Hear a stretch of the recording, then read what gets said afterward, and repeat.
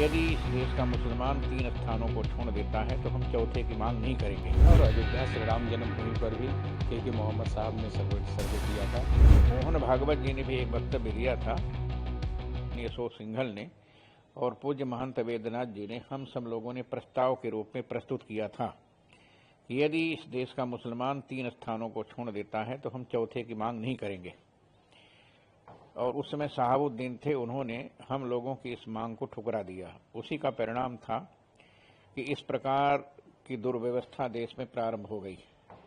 आज सामाजिक संरचना के लिए, राष्ट्रीय सद्भावना के लिए मोदी जी ने जो घोषणा किया था, सबका साथ, सबका विकास, सबका विश्वास और सबका प्रयास, इस आधार पर सामाजिक संगठन को सुदृढ़ बनाने के लिए मोहन भागवत जी ने भी एक वक्तव्य दिया था कि यदि तीनों स्थान हिंदुओं को मुसलमानों की ओर से किसी प्रकार का कोई ऑब्जेक्शन नहीं होता है तो हम किसी चौथे मंदिर की मांग नहीं करेंगे।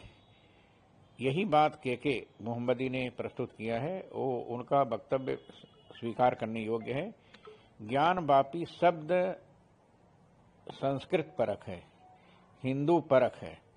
जहां पर ज्ञान का कुआं, वापी माने कुआं होता है, जहां पर ज्ञान का प्रकाश ले करके महात्मा लोग संपूर्ण विश्व को उस प्रकाश से प्रकाशित करते हैं, उसका नाम ज्ञान वापी है।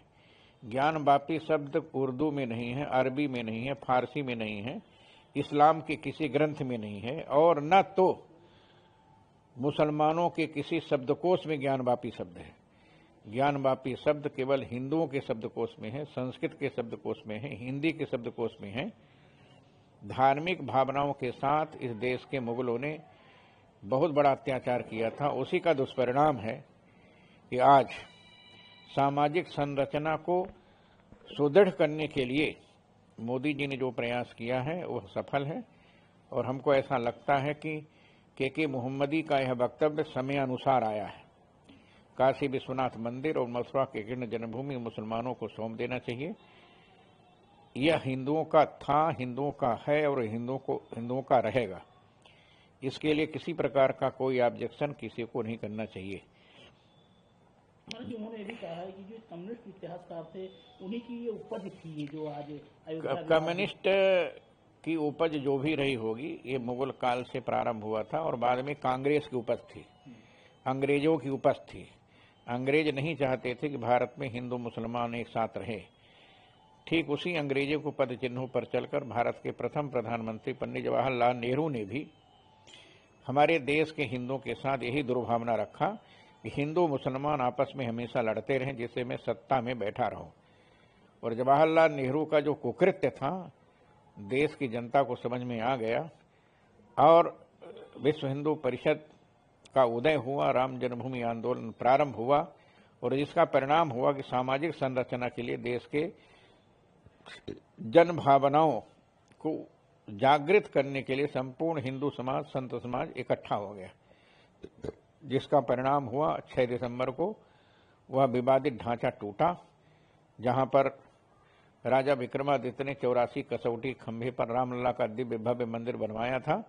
अब उसी जगह हमारे देश के प्रधानमंत्री नरेंद्र मोदी जी ने विश्व का सबसे श्रेष्ठ, सबसे सुंदर, सबसे भव्य, सबसे दिव्य मंदिर का निर्माण किया है। अभी हम लोग 25 नवंबर 2025 को जब राम जन्मभूमि परिसर पहुंचे, उसके दृश्य को देखा तो ऐसा लगा मैं तो संपूर्ण विश्व में मंदिरों का दर्शन किया हूं, लेकिन ऐसा दिव्य भव्य दृश्य हमको संपूर्ण विश्व के मंदिरों में केवल रामलला का मंदिर ही दिखाई दिया अयोध्या में।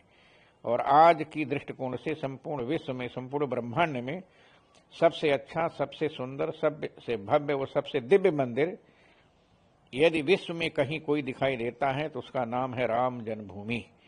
और उस राम जन्मभूमि पर मोदी जी ने 25 नवंबर 2025 को दिव्य भव्य भगवा ध्वज, केसरिया ध्वज लहराया।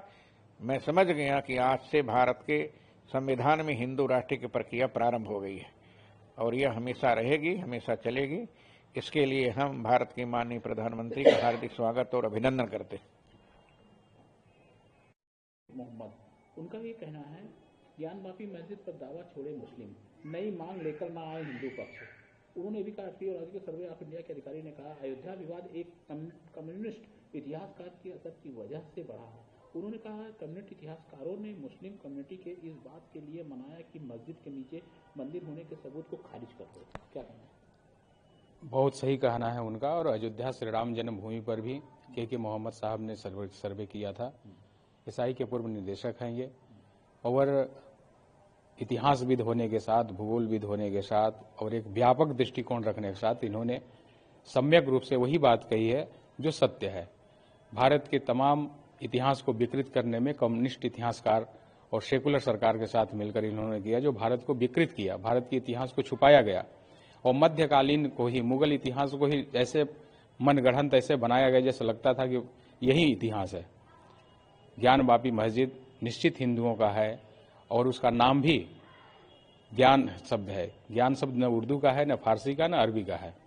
उर्दू तो भारत में लश्करों की भाषा है, मुसलमानों की मेन भाषा अरबी और फारसी है। तो अरबी और फारसी की किसी भी डिक्शनरी में शब्द में ज्ञान और वापी शब्द नहीं है। वापी शब्द हमारे यहाँ कुएं, तालाब के लिए प्रयोग किए जाते हैं। तो जहाँ ज्ञान का सागर हो, ज्ञान की गरिमा, तो ऐसे जगह वहीं पर विश्वेश्वर महादेव हैं। विश्वेश्वरम काशी, ऐसा द्वादश ज्योतिर्लिंगों में जो विश्वेश्वर ज्योतिर्लिंग है वो काशी में प्रतिष्ठित है।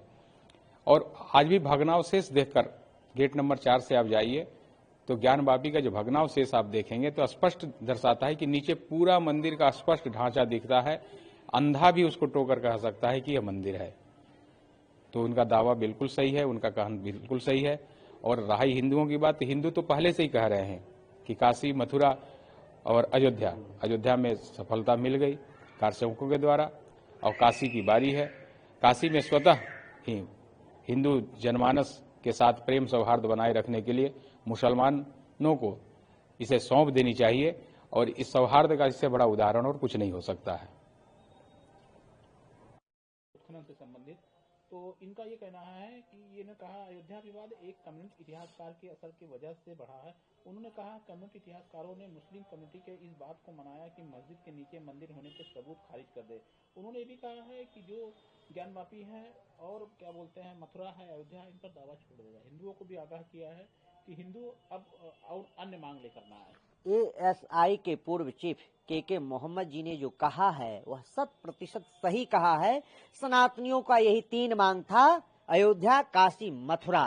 निश्चित रूप से सनातनियों संस्कृति का विरासत, पौराणिक आध्यात्मिक का यह जो है विरासत नगरी है। और जिस तरह से जो है वामपंथी विचारधाराओं ने अयोध्या की भव्य मंदिर के निर्माण में रोड़ा बनने का काम किया था, मुस्लिमों को जो है बहकाने का काम किया था, निश्चित रूप से उनके जो विचार हैं उनके विचारों से मैं सहमत और समर्थन करता हूं कि संपूर्ण देश में रहने वाले हिंदू और मुसलमान को जो है एकजुट होकर के काशी में भव्य गौरी श्रृंगार का मंदिर बनना चाहिए और मथुरा में भव्य दिव्य भगवान कृष्ण की जन्मभूमि मंदिर बनना चाहिए। पहल करे तो, अगर पहल नहीं करेगा तो ये 3 नहीं 33,000 लेकर के रहेंगे। अगर पहल करता है तो उसका स्वागत है, अभिनंदन है। अगर पहल नहीं करेगा, कूटनीति करेगा, विवाद को बढ़ाने का काम करेगा, तो जिन विधर्मियों के द्वारा जो 33,000 मंदिर को तोड़ने का काम किया है उनको लेकर के रहेंगे। और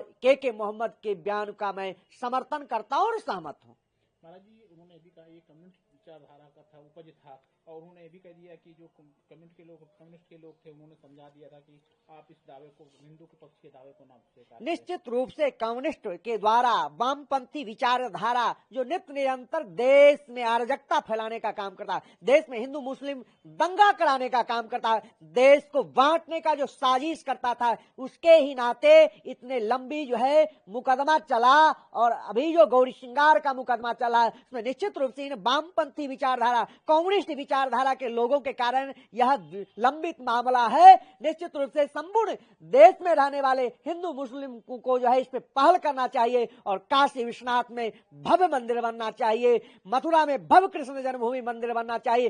पहल करते हैं तो मैं उनका स्वागत करूंगा, अगर पहल नहीं करेंगे, हमें सर्वोच्च न्यायालय, हाई कोर्ट के ही फैसले से जब हम मंदिर बनाएंगे तो जिन विकृत मानसिक के लोगों के द्वारा हमारे मठ मंदिरों को तोड़ने का काम किया, मैं सबको लेकर के रहूंगा।